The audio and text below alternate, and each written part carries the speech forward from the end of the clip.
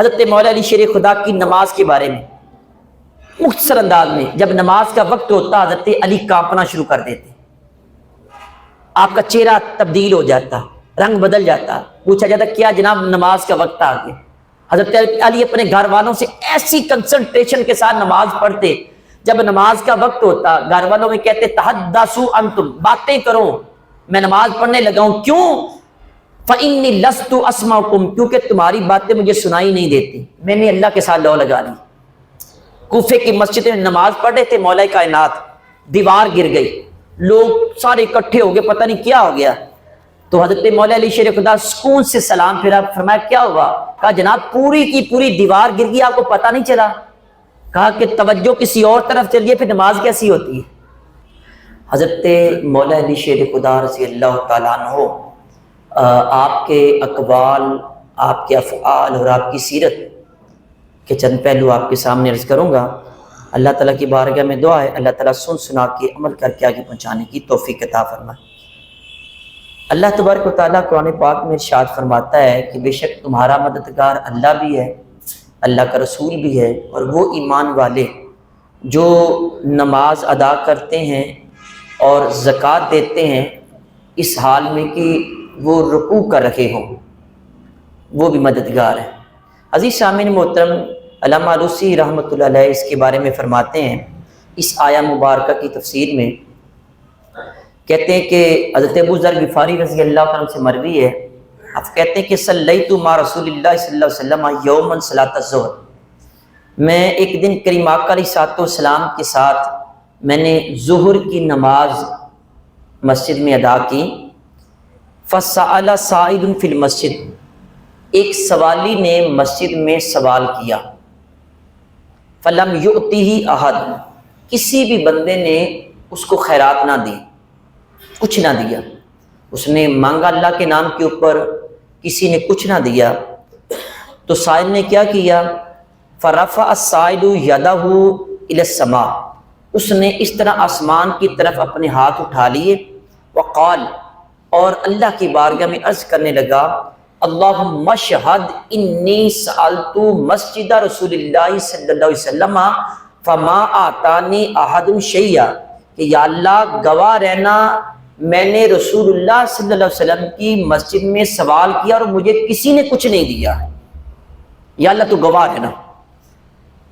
لیکن جب اس نے یہ دعا کی تو مسجد میں ایک ہستی موجود تھی، وعلی کان راکعا، مولا کائنات رضی اللہ تعالیٰ عنہ نماز پڑھ رہے تھے، رکوع کی حالت میں تھے، رکوع کی حالت میں تھے، نماز ادا کر رہے تھے، فاومأ الیہ بخنصرہ، آپ کی چھوٹی انگلی میں انگوٹھی تھی، چاندی کی انگوٹھی تھی اور وہ کھلی تھی جو ہاتھ سے ایزیلی اتر سکتی تھی، تو حضرت مولا علی شیر خدا رکوع کی حالت میں آپ نے اس طرح اشارہ کیا اور انگوٹھی اتار کے اس کی طرف پھینک دی، انگوٹھی اس کو عطا کر دی نماز کی حالت میں، وَكَانَ فِيهَا خَاتَمٌ وَأَقْبَلَ السَّائِلُ حَتَّى أَخَذَ الْخَاتَمَ، وہ آگے بڑھا، اس نے وہ انگوٹھی آپ سے وصول کر لی۔ عزیز سامعین محترم، یہ تھی میرے مولا کائنات مولا علی شیر خدا رضی اللہ تعالیٰ عنہ کی سخاوت، یعنی اس حد تک بھی سخاوت کرنے کے لیے تیار تھے۔ آپ اپنی زندگی میں سخاوت کو اپنائیں، سخی بن جائیں۔ سخی اللہ کے قریب ہوتا ہے اور بخیل کنجوس اللہ سے دور ہوتا ہے۔ اب اس میں یہ نہیں ہے کہ وہ نمازی ہوگا تو پھر اللہ کے قریب ہوگا، پرہیزگار ہوگا تو پھر اللہ کے قریب ہوگا، یا سخی کے بارے میں فرمایا سخی کوئی بھی ہے وہ اللہ کے قریب ہوتا ہے۔ آپ اپنے اندر سخاوت پیدا کریں، یقیناً میرا مالک کرم فرمائے گا۔ عزیز سامعین محترم، آج اس جمعۃ المبارک پر خصوصی آپ کے کچھ اقوال اور آپ کی کچھ نماز کے بارے میں عرض کروں گا، اگر وقت ملا تو آپ کے کچھ فضائل بھی آپ کے سامنے عرض کروں گا۔ حضرت مولا علی شیر خدا رضی اللہ تعالیٰ عنہ کے اقوال بڑے مشہور ہیں، تو اس میں سے چند ایک آپ کے سامنے عرض کرتا ہوں۔ حضرت مولا علی شیر خدا رضی اللہ تعالیٰ عنہ فرماتے ہیں، الناس نیام فاذا ماتوا انتبہوا، فرمایا کہ لوگ سوئے ہوئے ہیں، ابھی جتنے بھی لوگ ہیں جو زندہ ہیں وہ کیا ہیں؟ سوئے ہوئے ہیں۔ فاذا ماتوا انتبہوا، اٹھیں گے اس وقت، بیدار اس وقت ہوں گے جب ان کو موت آئے گی۔ ابھی سوئے ہوئے ہیں سارے، اٹھیں گے اس وقت جب سامنے موت کا فرشتہ آئے گا، ملک الموت آئے گا، اس طرح کی پھٹی رہ جائیں گی، کھلی کی کھلی رہ جائیں گی۔ بندہ دیکھ کے حیران ہوگا یہ کیا ہو گیا، میں نے تو ابھی گھر بنایا تھا، میں نے تو ابھی کروڑوں روپیہ اس سے لینا تھا، اس کو دیا تھا، میں نے یہ کرنا تھا، وہ کرنا تھا۔ وہ گاڑی لے کے آپ کے سامنے کھڑا ہوتا ہے، بھائی چلیں، میں تو آپ کی روح لینے کے لیے آیا ہوں، جسم چھوڑ جاؤں گا، آپ قبر میں چلیں گے۔ مولا کائنات فرماتے بندے جاگیں گے تب جب ان کو موت آئے گی۔ اچھا سوئے ہونے سے مراد کیا؟ جاگ رہے ہیں سارے، تو پھر سونے کا مطلب کیا؟ مطلب انسان کو پتہ نہیں ہے، نیند کی حالت میں پتہ نہیں چلتا، نیند موت کی بہن ہے، بندے کو پتہ نہیں چلتا نیند کے اندر بھی کیا ہو رہا ہے کیا نہیں ہو رہا ہے۔ یعنی وہ اس وقت رشوت لے رکھے ہیں، پتہ نہیں چل رہا، جان بوجھ کے آنکھیں بند کی ہوئی ہیں۔ اچھا وہ دھوکے دے رکھے ہیں، فراڈ کر رکھے ہیں، دو نمبریاں کر رکھے ہیں، فرمایا یہ سارے سوئے ہوئے ہیں، جاگیں گے اس وقت جب موت کا فرشتہ سامنے دیکھیں گے، جب موت آئے گی۔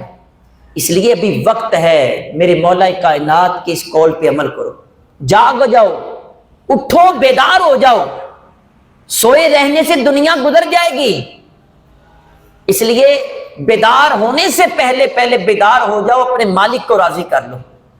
بیدار ہونے سے مراد یہی ہے، انسان سویا ہوا ہو نماز نہیں پڑھتا، سویا ہوا ہو کوئی کام نہیں کرتا، اگر آپ نے اللہ کی عبادت نہ کی، آپ نے اپنے مالک کو راضی نہ کیا، تو یاد رکھنا آپ کی زندگی سوئے ہوئے گزر جائے گی۔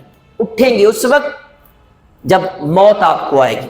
پھر سے آگے چلیں، حضرت مولا علی شیر خدا رضی اللہ تعالیٰ عنہ کا یہ ارشاد، یہ بڑا ہی کمال کا ارشاد ہے آپ کا، یہ کافی سال پہلے میں نے پڑھا، تقریباً 2008 میں، اس وقت سے میں نے اس کو پلے باندھا ہوا ہے، اور آج تک الحمدللہ کامیابیاں ملی، ناکامی نہیں ملی۔ اور یہ ارشاد آپ یہاں 5 باتیں آپ نے ارشاد فرمائی، اس میں ایک یہ ہے، جب آپ اپنی خلافت میں متمکن ہوئے، پہلے دن جب آپ بیٹھے تو اس وقت آپ نے لوگوں کو جو خطبہ ارشاد فرمایا اس میں یہ آپ نے فرمایا تھا، اس وقت آپ نے فرمایا کہ اگر کوئی بندہ عربی گھوڑے پہ بیٹھ کے 5 تو 100 سال تک اس کو بھگاتا رہے اور پھر آ کے کہے کہ مجھے یہ 5 باتیں مل جائیں، فرمایا وہ باتیں نہیں ملیں گی اس کو، یہ صرف مجھ سے ملیں گی۔ ان میں سے ایک بات بڑی کمال کی یہ ہے، فرمایا کہ لا یستحیی اذا سئل عما لا یعلم ان یقول لا اعلم، فرمایا کہ جب کسی بندے سے ایسی چیز کے بارے میں پوچھا جائے جس کا اس کے پاس نالج نہیں ہے، علم نہیں ہے، بندے کے پاس علم نہیں ہے، اس سے پوچھا جائے اس کے بارے میں، فرماتے کہ کبھی بھی شرم محسوس نہ کرے یہ کہتے ہوئے کہ میں نہیں جانتا ہوں، فوراً کہہ دے ڈونٹ نو، مجھے نہیں پتا، میں نہیں جانتا ہوں، فوراً کہہ دو۔ یاد رکھنا یہی آپ کی کامیابی ہوگی۔ اچھا ہمارے ہاں ہمارے اکثر لوگ علماء سے دور اسی وجہ سے ہے کہ جب ان سے کوئی بات پوچھ لی جائے تو ایسا جواب دے کے اس کو پریس کرنے کی کوشش کریں گے کہ جس کا دور دور تک بھی اس سوال کے ساتھ کوئی تعلق نہیں ہوتا، اسی وجہ سے لوگ دور ہو جاتے ہیں، اعتماد ختم ہو جاتا ہے۔ باپ سے اگر بیٹا پوچھے تو کبھی مطمئن کرنے کی کوشش نہ کرے، اگر آپ کو نہیں پتا فوراً کہہ دے بھائی بیٹا مجھے نہیں پتا، کسی عالم سے پوچھ کے بتاؤں گا۔ حالانکہ ایک طرف باپ کہہ رہا ہوتا ہے کہ میں بہت زیادہ میں نے علم حاصل کیا ہوا ہے، بیٹے کی نظر میں باپ بڑی اتھارٹی ہوتا ہے، لیکن جب وہ بیٹے کو غلط جواب دے گا تو بیٹے کے سامنے یقیناً اس کا پول کھل جائے گا جب اس کو صحیح علم کا پتہ چلے گا۔ اسی طرح آپ اگر ٹیچنگ لائن میں ہیں، آپ ٹیچر ہیں، تو کبھی بھی طالب علم آپ سے سوال کریں تو غلط جواب نہ دیں۔ کوئی بھی اس نے سوال کیا ہے یعنی کہ آؤٹ آف کورس بھی کر لیا ہے تو اب آپ اس کو مطمئن نہ کریں، اور بھائی کوئی آپ کی بے عزتی نہیں ہونے لگی، فوراً کہہ دیں بیٹا نہیں مجھے پتا، میں دیکھ کے بتاؤں گا، ریسرچ کر کے بتاؤں گا، میں اس کے بارے میں مزید کسی سے پوچھوں گا۔ آپ کہیں تو یقین مانیں آپ کی ورتھ بڑھے گی، آپ کے طالب علم آپ کے قریب ہوں گے۔ اگر آپ لوگوں کو اس طرح کے جواب دیں گے، صحیح جواب، تو پھر لوگ بھی آپ کے قریب ہوں گے۔ میں نے زندگی میں، مجھے یاد ہے میں ایک دفعہ پتوں کی طرف ایک گاؤں میں تقریر کرنے کے لیے گیا تو انہوں نے کہا جی علامہ صاحب آپ سے مسئلے بھی پوچھنے ہیں، بعد میں ٹائم دینا، میں نے کہا ٹھیک ہے۔ اچھا میں جب مسئلے بعد میں بتانے کے لیے بیٹھا، یقین مانے 4-5 سوال لگاتار انہوں نے کیے، مجھے کسی کا بھی جواب نہیں آیا۔ مجھے نہیں اس کے بارے میں کنفرمیشن تھی. میں نے کہا کہ مجھے کنفرم نہیں ہے لہذا مجھے نہیں پتا. نہیں پتا. وہ لوگ ایک دوسرے کے منہ کی طرف دیکھنے لگے. اچھا کیا اس کے بعد میرا علم ختم ہو گیا؟ کیا انہوں نے مجھے مسجد سے نکال دیا؟ نہیں.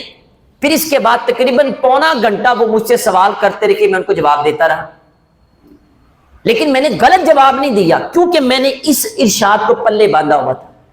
آپ بھی اپنی زندگی میں اس بات کو پلے باندھ لیں. آپ کے پاس علم نہیں ہے فوراً کہہ دیں I don't know، میں نہیں جانتا ہوں. میں آپ کو سرچ کر کے بتاؤں گا، تلاش کروں گا، کسی سے پوچھوں گا پھر بتاؤں گا. پوچھنے میں شرم نہ کیا کریں. ہمارا المیہ یہ ہے ہم کنجوس ہیں، ہم بخیل بھی ہیں، ہم بڑی گھٹیا حرکتیں کرتے ہیں، ہم کسی سے پوچھتے ہی نہیں ہیں. اچھا میں اگر بڑا ہوں تو میں اگر چھوٹے سے پوچھ لوں گا تو کیا جو میرے پاس علم ہے سارا اس کے پاس چلا جائے گا؟ میرا علم میرے پاس ہی رہنا ہے. تو ایک بات اگر وہ مجھے بتا دے گا تو اس میں کون سا حرج ہے؟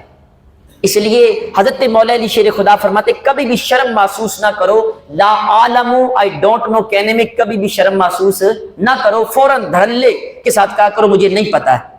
اور یہ نہ پتا ہونا بھی ایک علم ہے. نہ پتا ہونا بھی ایک علم ہے. یہ والا یہ بھی ایک علم ہوتا ہے. ظاہر ہے کہ جب مجھ سے کسی نے کوئی سوال کیا مجھے نہیں پتا تھا تو اب میں اس کی تلاش میں لگ جاؤں گا. اگر وہ مجھ سے نہ پوچھتا تو میں نے اس کو تلاش نہیں کرنا تھا. تو یہ علم ہے. پھر اس سے آگے چلیں. حضرت مولا علی شیر خدا رضی اللہ تعالیٰ عنہ صحیح عالم کے بارے میں آپ نے بڑی پیاری تعریف کی. کچھ صفات بیان کی. فرمایا کہ صحیح عالم کی یہ صفتیں ہونی چاہیے. اور الحمدللہ میں نے یہ پہلے بھی پتا تھا تو میں اس پہ کوشش کرتا ہوں کہ اپنے جمعے کے خطبات میں لوگوں کو ایسے رکھوں. کبھی کیسا ٹاپک، کبھی کیسا ٹاپک، کبھی کوئی سیریز ہوتی ہے اور وہ ظاہر منطقی انجام تک اس کو پہنچانا یہ ضروری ہوتا ہے. یعنی اس کے میرٹس، ڈی میرٹس، اس کے ڈرا بیکس ساری چیزیں ذکر کرنی ہوتی ہیں. اس کی وجوہات، ریزن ساری ذکر کرنی ہوتی ہے. بعد بس سیریز چل جاتی ہے. لیکن کوشش یہ ہوتی ہے کہ مولا کائنات کے اس اشارت کو مد نظر رکھا جائے. آپ فرماتے ہیں کل الفقیہ الذی لا یقنط الناس من رحمت اللہ. فرماتے ہیں عالم وہ ہوتا ہے جو لوگوں کو اللہ کی رحمت سے مایوس نہ کرے. یہ نہ کہے بس تمہارے اتنے گناہ ہیں تمہاری تو بخشش ہی نہیں ہے. نہ آپ کے پاس کوئی ایسی کسوٹی یا ترازو نہیں ہے کہ آپ لوگوں کے گناہوں کو اللہ کی رحمت کے ساتھ تولنا شروع کر دیں. میرے رب کی رحمت بڑی وسیع ہے. عالمی دین لوگوں کو اللہ کی رحمت سے مایوس نہ کرے، پیسیمزم کا شکار نہ کرے ان کو. اور پھر فرمایا وَلَا يُؤَمِّنُهُم مِّنْ عَذَابِ اللَّهِ، اللہ کے عذاب سے بھی ان کو بے خوف نہ کرے. یہ بھی نہ کہے بس ٹھیک ہے ایک ختم دلوا لو سیدھا جنت میں، ایک محفل کروا لو سیدھا جنت میں، دربار شریف پہ جاؤ وہاں جا کے جھاڑو رکھ دو یا جا کے لنگر تقسیم کر دو، 8 دن کی نمازیں معاف. ایسا بھی نہ کرے، بلکہ لوگوں کو خوف اور رجا کے درمیان، امید اور خوف کے درمیان رکھے. اتنی زیادہ امید نہ دلا دے لوگوں کو کہ لوگ سب کچھ چھوڑ دیں، عبادات چھوڑ دیں اور کہیں نہیں ہمارے لیے جنت پکی ہو گئی. اور اتنا خوف بھی نہ دلا دے کہ لوگ سب کچھ کاروبار چھوڑیں اور بستر کندھے پہ رکھے اور تبلیغ کے لیے نکل جائیں. ہم بیوی بچے جہاں مرضی جائیں، ہم اللہ کی راہ میں جا رکھے. نہیں، ایسا بھی نہیں. اتنا خوف بھی نہ دلائیں کہ مسجد کے پلر کے ساتھ بیٹھ جائے، وہ سر پہ پکڑی چہرے پہ داڑھی سے جا کے بیٹھ جائے میں نے کوئی کام نہیں کرنا بس میں نے اللہ اللہ کرنی. ایسا خوف بھی نہ دلائیں اور ایسی امید بھی نہ دلائیں کہ بندہ نماز روزہ بالکل دور چلا جائے اور کہے میں یہ ایک کام کروں گا سیدھا مجھے جنت مل جائے گی. پھر فرماتے ہیں کہ وَلَا يُرَخِّصُ لَهُمْ فِي مَعَاصِ اللَّهِ، اللہ تبارک و تعالیٰ کی نافرمانی میں بھی ان کو جری نہ کرے، طاقتور نہ کرے. جہاں اللہ کی نافرمانی اور ان کو روک دے، بھائی نہیں، خبردار یہ کام غلط ہے.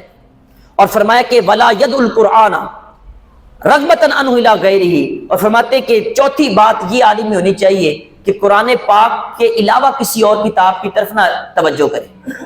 پہلے قرآن کو سامنے رکھیں، قرآن کی تشریحات کو مد نظر رکھیں، قرآن کو سامنے رکھیں. لیکن ہم نے قرآن سے بہت دور چلے.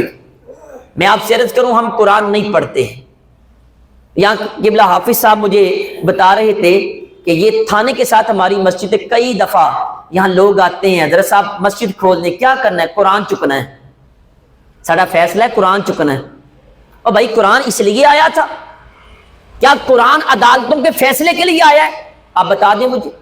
کیا قرآن صرف ختموں کے لیے آیا ہے؟ فون آتا ہے حضرت صاحب چھوٹا یا کام سی کی کرنا ہے نا چاچا فوت ہو گئی مجھے قرآن پاک چاہیے پڑھائی چاہیے سی تمہاری زبان جل گئی ہے چاچے سے اتنا پیار ہے تو کھولو قرآن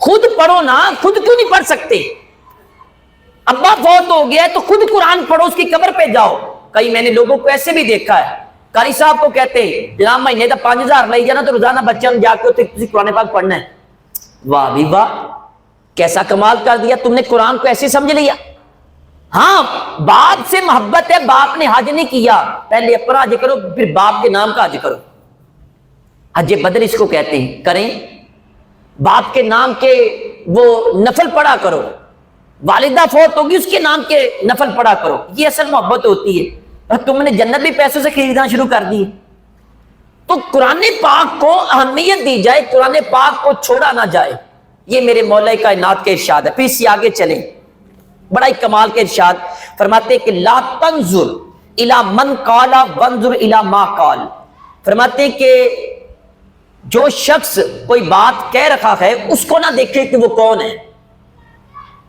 بلکہ یہ دیکھا کرے کہ وہ منہ سے کیا کہہ رکھا ہے اس پہ غور کیا کرے مثال کے طور پہ میں آپ کے سامنے بیٹھا ہوں یہ نہ دیکھے میرا والد کون ہے میری والدہ کون ہے میرا خاندان کون ہے میرا بیک گراؤنڈ کیا ہے میرا چہرہ کیسا ہے قد کاٹ کیسا ہے میرا فیملی بیک گراؤنڈ کیسا یہ نہ دیکھیں آپ مولا کائنات فرماتے ہیں دیکھا کرے بندہ منہ سے کیا کہہ رکھا منہ کے کہنے کے اوپر عمل کیا کریں اچھا اس میں یہ بھی نہ دیکھا کریں کہ اس کا یہ بڑی عمر کا یا چھوٹی عمر کا ہے بندہ نصیحت تو دیوار سے بھی حاصل کر لیتا ہے اگر کسی چھوٹے بچے نے آپ کو بات کہہ دی ہے اور اس کی بات میں وزن ہے وزڈم ہے آپ بات مان لیں اس کی آپ یہ نہ کریں کہ چھوٹا ہے لے تو کالدہ بال ہو کے سانو سمجھائیں گا ہمارے اکثر بزرگ ایسے کہتے ہیں گھر میں بیٹا پڑھ کے آ جائے نا تو اس کو اہمیت نہیں دیتے ہیں لے تو کالدہ بال ہو کے سانو سمجھانے لگا بھائی یہ نہ دیکھے وہ کل کا بچہ ہے دیکھے منہ سے کیا کہہ رکھا ہے علی کو ماننے والوں آؤ علی کی باتوں کو بھی ماننا کرو نا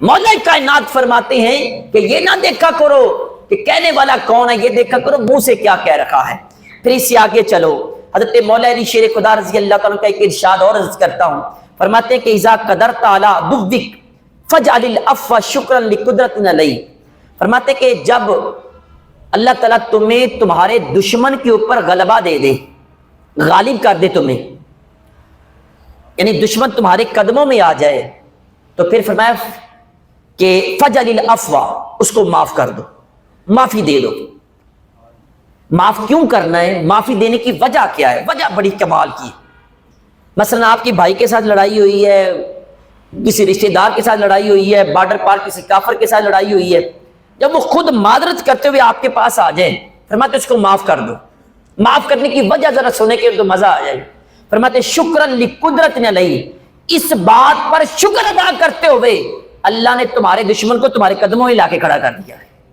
مالک کا شکر ادا کریں یا اللہ یہی تھا نا اس کی گردن میں سریا تھا یہ کہتا ہے کہ میں تمہیں کچھ نہیں سمجھتا ہوں آج خود چل کے میرے پاس آیا ہے یا اللہ تیرا کروڑا شکر ہے یہ بھی دولت ہے جو تو نے مجھے عطا کی کہ میرا دشمن میرے قدموں میں آیا ہے مالک تیرا شکر ادا کرتے ہوئے میں اس کو معاف کرتا ہوں لیکن ہمارے ہاں یہ معافی کا انداز نہیں ہے ہم معاف نہیں کرتے ہیں میں اکثر سوچتا ہوں ہماری کوئی بھی ایسی شادی نہیں ہے جس میں کوئی بندہ روٹھا نہ ہو گرد و نواح دیکھ لیں نہیں لوگ مانتے ہی نہیں ہیں بلکہ یہاں اتنے ڈھیٹ قسم کے لوگ ہو گئے دین سے اتنے دور ہو گئے ہیں بسترے مرگ پہ پڑے ہوئے ہیں وہاں بیٹوں کو بلا کے کہتے ہیں پتر سن لو میری گل اور فلاں جڑا چاچا میرا منہ نہ دیکھے میں تو پھر یہی کہتا ہوں تیرا منہ دیکھنے کے قابل ہی نہیں تھا تیرا منہ دیکھنے کے قابل ہی نہیں تھا اس لیے تو کہہ رہے اور بھائی کیسی بات کرتے ہو اور دلوں کی قدورتوں کو تو ختم کرو نا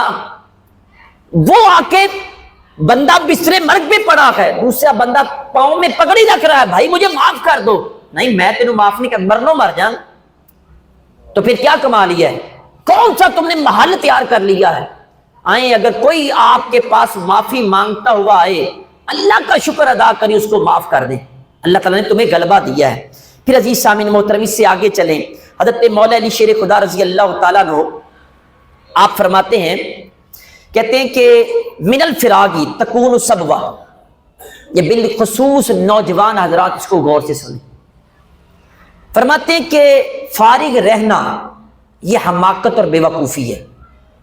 فارغ نہ رہا کریں، یا دین کا کام کریں یا دنیا کا کام کریں.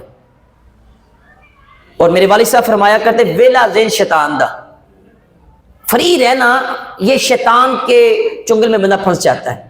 آپ خود دیکھیں، آپ کی اولاد اگر فری ہے، چھٹیاں ہیں، کوئی بھی ہے، ان کو کسی نہ کسی کام پہ لگا دیں، آپ کسی نہ کسی مصروفیت پہ لگا دیں. خود بھی فری نہ رہیں. اگر فری رہیں گے تو یہ بے وقوفی کی طرف جائیں گے. اور سنیں ہماری سیلیبریٹیز کے انداز کیا تھے. آج ہم بڑے افسوس ہے، ہم وہ بارڈر پار سے یورپین کنٹریز کو فالو کرتے ہیں. ہم کہتے ہیں چائنا جاپان آگے جا رکھا ہے. بھائی پہلے اپنوں کو تو پڑھ لیں. ہمارے انداز کیا تھے. حضرت عمر فاروق اعظم رضی اللہ تعالیٰ عنہ آپ بازاروں میں کوڑا لے کے چلتے پھرتے، جس بندے کو ویلا دیکھتے اس کو مارتے. فرماتے یا دنیا کا کام کر یا دین کا کام کر. یہ ہماری مارکیٹیں ہوتی تھی، یہ ہمارے بازار ہوتے تھے، یہ ہمارے انداز حکمرانی ہوتے تھے، یہ ہمارے حکمران ایسے ہوتے تھے. آج اگر گاڑی کا ڈرائیور 2 نمبر بیٹھ گیا ہے تو اس میں مسئلہ اسلام کا نہیں ہے، مسئلہ ہمارے حکمرانوں کا ہے. وہ غلط ہو گئے ہیں. اسلام بالکل ٹھیک تھا. اسلام غالب آنے کے لیے آیا ہے، غلبہ رکھتا ہے، مغلوب ہونے کے لیے اسلام نہیں آیا ہے. پھر اس سے آگے چلے، حضرت مولا علی شیر خدا رضی اللہ تعالیٰ کا بڑا کمال کا ارشاد فرماتے اذا کثر دینہ لم تقر عینہ. فرماتے کہ جب بندے پہ قرض زیادہ ہو جائے تو پھر آنکھیں ٹھنڈی نہیں رہتی ہیں. بندے کو خوشی ملے تو وہ جملہ بولا جاتا ہے نا کہ کسی کو بندہ دیکھے میری آنکھیں ٹھنڈی ہو گئی، وہ آنکھوں پہ برف تو نہیں لگا لیتے ہیں، یہ خوشی کی علامت ہے. فرماتے کہ جب بندہ قرض اس پہ زیادہ ہو جائے تو پھر بندے کی آنکھیں ٹھنڈی نہیں رہتی، مطلب پریشان رہتا ہے. یاد رکھنا مقروض لوگ شوگر کے جلدی مریض ہوتے ہیں، مقروض بلڈ پریشر لو یا ہائی جلدی ہوتا ہے، مقروض لوگوں کے معدے جلدی خراب ہوتے ہیں. پریشانی ہوتی ہے نا، ذہن پہ بوجھ رہتا ہے، دل پہ بوجھ رہتا ہے. لیکن ہمارے ہاں جتنی بھی شادیاں ہیں بتائیں کیا قرض لیے بغیر مکمل ہوتی ہیں؟ نہیں. ہم رسم و رواج کے اوپر کمپرومائز نہیں کرتے، قرض لے لیتے ہیں. میں اکثر دیکھتا ہوں کہ ہمارے ہاں جو نوجوان ہیں، جیسے بیچارہ فیکٹری میں جاتا ہے تو پہلے اس کی نائٹیں لگتی ہیں کہ اس نے منگنی کروانی ہے، وہاں قرض لیتا ہے، وہ اتارتا ہے. پھر شادی آتی ہے، مہندی پہ قرض لیتا ہے، پھر وہاں برات پہ قرض لینا ہے، ولیمے کے قرض علیحدہ لینا ہے. لینے کے بعد پھر اگلے 10 سال اس نے قرض اتارنا ہے. تو 10-20 سالوں کے بعد جب اس کو سرے راہ ملے، یار تیرے سارے چٹے آ گئے ہیں، بس جی ویسے بس وہ نزلہ زکام زیادہ رہتا ہے. بات کوئی اور ہے. قرض انسان کو تباہ کر دیتا ہے. ہم اپنے رسم و رواج نہیں، میں یہ سوچتا ہوں یہ لفظ جو ہے ناک نہیں رہے گی شریکہ کی کہے گا، یہ کیا ہے؟ انہوں نے ہمیں مار کے رکھ دیا ہے. ہم نے کبھی قرض لیتے ہوئے نہیں سوچا یار ہم چھوڑے رسم و رواج کو، ہم سادہ انداز میں کر لیں. کیا آپ کی شادی کے اوپر ڈھولک نہ بجی تو شادی نہیں ہوگی؟ اگر آپ نے اس معاشرے کے انداز میں اللہ رسول کو جس میں ناراض کیا جاتا ہے، ناراض کیے بغیر اگر آپ منگنی ایسی یا مہندی ایسی کریں گے تو کیا شادی نہیں ہوگی؟ آپ کتنا قرض اٹھاتے ہیں. آؤ حضرت مولا علی شیر کا انداز آپ کو بتاؤں. بازار میں جا رکھے تھے، کسائی نے آواز دی حضرت گوشت لے لیں. حضرت مولا علی شیر خدا فرمانے لگے میرے پاس پیسے نہیں ہیں. تو کہنے لگا جناب ادھار کر لیں. فرمایا بہتر نہیں اپنے پیٹ سے ادھار کر لوں. اپنے پیٹ سے ادھار کر لوں یہ بہتر نہیں ہے. میں اگر ایک دن گوشت نہ کھاؤں گا، کل یا پرسوں میرے پاس پیسے آئیں گے، گوشت کھا لوں گا، پھر کیا ہوگا؟ بھائی اگر آپ جیب میں پیسے نہیں، برگر نہ کھائیں، شاورما نہ کھائیں، نہ ہوٹلنگ کریں، جنک فوڈ کی طرف نہ جائیں، گھر کی سادہ روٹی کھا لیں، پانی پی کے آپ گزارا کر لیں. لیکن یاد رکھیں جو قرض لیتے ہیں پھر تباہ ہو جاتے ہیں. حضرت مولا علی شیر خدا رضی اللہ تعالیٰ کا وظیفہ میں نے گروپ کے اندر بھی یہ شیئر کیا ہے. آپ فرماتے ہیں کہ ایک سرکار دو عالم صلی اللہ علیہ وسلم کی دعا ہے، فرمایا کہ اللہ مغفرنی بحلالک عن حرامک واغننی بفضلک عمن سواک. یہ دعا ہر نماز کے ساتھ 11 بار پڑھیں اور صبح و شام 100 بار پڑھیں. کروڑوں روپیہ بھی کسی بندے پہ قرض ہوگا اللہ ادا فرما دے گا، اللہ ادا فرمائے گا. کیسے کرے گا؟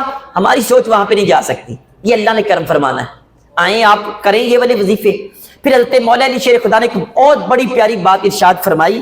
آپ فرماتے ہیں کہ اذا ملکتم فبادروا بالصدقہ، فرمایا جب آپ کی جیب میں پیسے کم ہونے لگیں، اب دیکھیں کہ میرا پرس اب پیسوں سے خالی ہو رہا ہے، جیب میں پیسے کم رہ رہے ہیں، کاروبار میں مجھے لاس ہو رہا ہے اور میرے پاس اتنے روپے پیسے نہیں ہیں، اب بڑا مندہ جا رہا ہے، تو فرماتے ایک کام کرو فوراً، فبادروا، جلدی کرو اس کام میں، بالصدقہ، اللہ کی راہ میں دینا شروع کر دو، تم اللہ کی راہ میں دو، تمہارا پرس بھر جائے گا۔ میری کریم آقا علیہ الصلوۃ والسلام نے الید العلیٰ خیر من الید السفلی، اوپر والا ہاتھ اللہ کو نیچے والے ہاتھ سے زیادہ پسند ہے، اوپر والا ہاتھ نیچے والے ہاتھ سے بہتر ہے، دینے والا ہاتھ لینے والے ہاتھ سے زیادہ بہتر ہے۔ آپ کبھی یہ والا ہاتھ کر کے تو دیکھیں، اللہ کے بندہ قریب ہوگا، آپ ایسے کریں گے وہاں اوپر سے دروازے کھل جائیں گے، برکت کے دروازے کھل جائیں گے، میرا مالک تمہیں عطا کرے گا۔ آئیں عزیز سامعین محترم، حضرت مولا علی شیر خدا رضی اللہ تعالیٰ عنہ کی ان اقوال پہ عمل کریں۔ اور آخری بات آپ کے سامنے حضرت مولا علی شیر خدا کی نماز کے بارے میں مختصر انداز میں، جب نماز کا وقت ہوتا حضرت علی کانپنا شروع کر دیتے، آپ کا چہرہ تبدیل ہو جاتا، رنگ بدل جاتا، پوچھا جاتا کیا جناب نماز کا وقت آ گیا؟ حضرت علی اپنے گھر والوں سے ایسی کنسنٹریشن کے ساتھ نماز پڑھتے، جب نماز کا وقت ہوتا گھر والوں میں کہتے تحدثوا انتم، باتیں کرو، میں نماز پڑھنے لگا ہوں، کیوں؟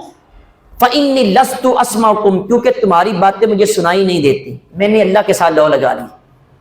کوفے کی مسجد میں نماز پڑھ رہے تھے، مولا کائنات دیوار گر گئی، لوگ سارے اکٹھے ہو گئے، پتہ نہیں کیا ہو گیا، تو حضرت مولا علی شیر خدا سکون سے سلام پھرا، فرمایا کیا ہوا؟ کہا جناب پوری کی پوری دیوار گر گئی، آپ کو پتہ نہیں چلا؟ کہا کہ توجہ کسی اور طرف چلیے پھر نماز کیسی ہوتی ہے؟ نماز تو یہ ہے نا کہ اللہ کی طرف توجہ۔ ایک نماز مولا کائنات کی زندگی میں قضا ہونے لگی، حضور علیہ السلام کا سر انور گود میں تھا، مولا کائنات رونے لگے، تو کریم آقا علیہ السلام نے اللہ کی بارگاہ میں دعا کی، اللہ نے سورج الٹے پاؤں پلٹا دیا، لیکن علی کے ملنگ نماز کوئی بھی نہیں پڑھتے، کیک کاٹی جا رہے ہیں، نیازیں دلوائی جا رہی ہیں، مسجدیں خالی پڑی ہیں۔ علی سے محبت یہ نہیں ہے، علی سے محبت اگر صحیح کرنا چاہتے ہو تو اللہ کی بارگاہ میں آ کے سجدہ کرو، علی کے ساتھ تمہارا پیار قائم ہو جائے گا۔ اللہ تعالیٰ کی بارگاہ میں دعا ہے جو کچھ پڑھا سنا اس پر عمل کر کے آگے پہنچانے کی توفیق عطا فرمائے۔